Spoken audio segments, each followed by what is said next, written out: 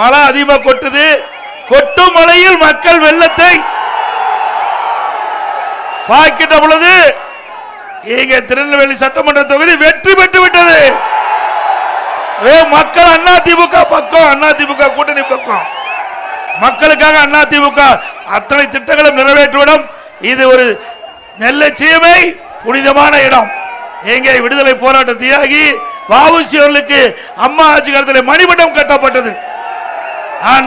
முதலமைச்சர் காலகட்டத்தில் வ.உ.சி. அவர்களுக்கு சட்டமன்ற வளாகத்திலே திருவுருவப்படத்தை திறக்கப்பட்டது.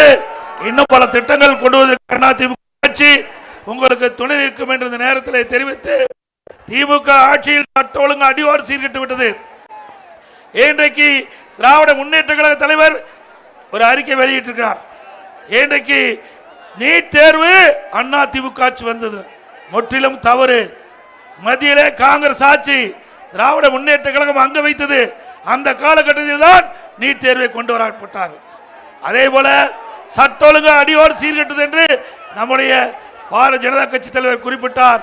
இன்றைக்கு அனைத்து இந்திய அண்ணா திராவிட முன்னேற்ற கழகத்தை பொறுத்த வரைக்கும் மக்களுக்கு என்ன தேவையோ அதை நிறைவேற்றிய தீர்வோம் என்பதை நேரத்தில் தெரிவித்து, விலைவாசி உயர்வு, இன்றைக்கு கட்டுமான விலை உயர்வு, அது மட்டுமல்லாம அனைத்து இந்திய அண்ணா திராவிட முன்னேற்ற கழக ஆட்சியில் கொண்டு வரப்பட்ட பல திட்டங்கள் இந்த ஆட்சியிலே நிறுத்தி வைக்கப்பட்டுகின்றன. இன்றைக்கு திருநெல்வேலி மாநகரத்திலே ஸ்மார்ட் சிட்டி திட்டம், நிறைய திட்டங்களை கொண்டாந்து நிறைவேற்றணும். இப்படி பல திட்டங்களை நிறைவேற்றி மக்களுடைய அன்பை பெற்ற அரசாங்கமா அதிமுக அரசாங்கம் திகழ்ந்தது. வருகின்ற சட்டமன்ற தேர்தலிலே உங்களுடைய பொன்னான வாக்களை எங்களுடைய கூட்டணி வேட்பாளர்களுக்கு வாக்களித்து மாபெரும் வெற்றியை தேடி தாருங்கள் என்று இருக்கிற கோப்பி வேண்டி கேட்டு, மழை வர்றதுனால நீங்களும் நினைக்கிறீங்க, நாங்களும் நினைக்கிறோம். ஆகவே அனைத்து இந்திய அண்ணா திராவிட முன்னேற்ற கழகத்தை பொறுத்த வரைக்கும் உங்களுடைய அரசாங்கம், இது உங்களுடைய கட்சி. ஆகவே அதிமுக பாரதிய ஜனதா கூட்டணி 2026 சட்டமன்ற தேர்தலில் மாபெரும் வெற்றி பெறும். அதிமுக ஆட்சி அமைக்கும் என்று சொல்லி வாய்ப்புக்கு நன்றி கூறி விடைபெறுகின்றேன். நன்றி, வணக்கம்.